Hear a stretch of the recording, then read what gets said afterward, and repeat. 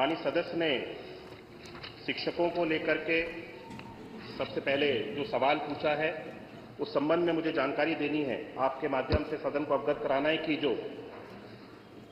हमारे वर्तमान में जो हमारी छात्रों की संख्या है, उन छात्रों की संख्या को देखते हुए जो हमारे पास में शिक्षक हैं, मैं इसमें शिक्षकों को ही केवल सम्मिलित कर रहा हूं, सहायक अध्यापकों को,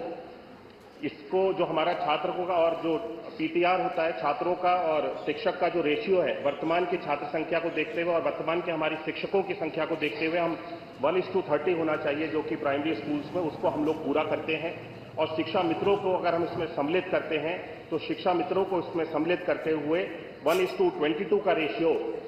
हम पूरे प्रदेश में अपने छात्रों के अनुपात में शिक्षकों को जो संख्या है उसके बराबर हम इसको पूरा कर पाते हैं। तो मुझे वर्तमान में अभी जब शिक्षकों की आवश्यकता उत्तर प्रदेश सरकार को अपनी छात्रों को संख्या को देखते हुए हुई, तो हमारी सरकार के समय में ऐसे समय समय पे अलग अलग भर्तियों के माध्यम से भी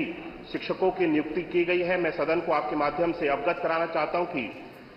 2018 में 12,460 सहायक अध्यापक प्राथमिक भर्ती की प्रथम चरण में 5,948 शिक्षकों को नियुक्त किया गया था। 2018 में 68,500 सहायक अध्यापक भर्ती में 45,567 शिक्षकों को नियुक्त किया गया और 69,000 सहायक अध्यापक भर्ती में 2020-21 में 69,000 टीचर्स को रिक्रूट किया गया, नियुक्त किया गया और 12,460 सहायक अध्यापक भर्ती में 2023-24 में 5,856 शिक्षकों को नियुक्त किया गया। ये मिलाकर के कुल 1,26,371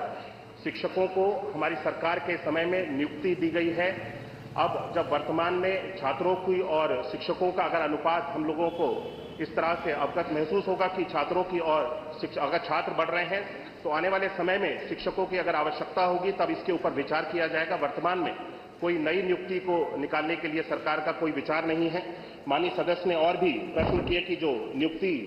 अभी कोर्ट में विचाराधीन है, कोर्ट में जो सुप्रीम कोर्ट में 69,000 की एक भर्ती हमारी विचाराधीन है, जिसपे माननीय सुप्रीम कोर्ट में सर्वोच्च न्यायालय में जिसका केस चल रहा है, उसकी लिए हमारी सरकार की ओर से पूर्ण रूप से पहल की जा रही है। जो भी हमारी सरकार का उसमें योगदान हो सकता है, हम स्वयं चाहते हैं कि शिक्षकों की ये जो भर्ती की प्रक्रिया है इसको जल्द से जल्द समाप्त किया जाए और सरकार की ओर से इसमें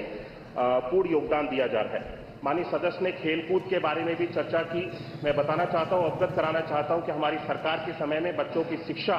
के ऊपर तो हम लोग ध्यान दे ही रहे हैं, लेकिन बच्चों के ऑलराउंड डेवलपमेंट में खेल का भी बहुत बड़ा योगदान है। हम समय समय पे प्रदेश स्तर पे, जिले स्तर पे अलग अलग प्रतियोगिताओं को ऑर्गेनाइज कराते हैं, जिसके लिए यहाँ से धनराशि की व्यवस्था भी की जाती है और हर एक विद्यालय में बच्चों को खेलकूद के उपकरण को भी उनको उपलब्ध कराने के लिए भी हर विद्यालय को अलग से हमारी सरकार के द्वारा, शासन के द्वारा धनराशि दी जाती है, जिसके माध्यम से बच्चों के लिए विद्यालय स्तर पर जाकर के खेलकूद के उपकरण परचेज किए जाते हैं और जिससे बच्चे खेलकूद में जिस भी क्षेत्र में जिस भी खेल में उनकी रुचि हो उस खेल में आगे बढ़ सकते हैं। माननीय सदस्य ने यह भी प्रश्न उठाया कि हमारी सरकार के समय में विद्यालयों को बंद करने का कार्य किया जा रहा है। मैं याद दिलाना चाहता हूं कि 2017 से पहले उत्तर प्रदेश में परिषदीय विद्यालयों की जो स्थिति थी वो किस तरह की स्थिति थी।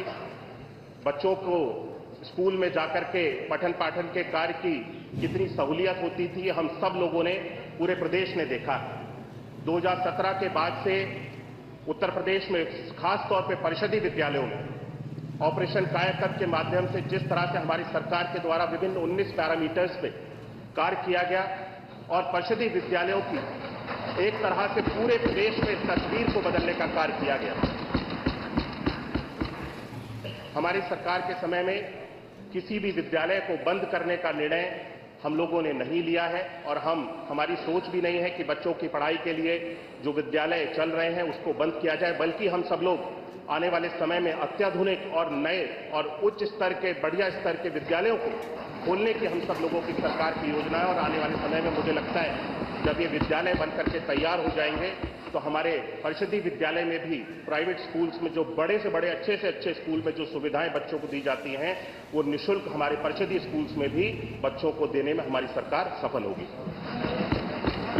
आ गया पूरा उत्तर। पूरा आ गया। इसमें जितने भी बातें थी सब आ गई बड़ी स्पष्ट।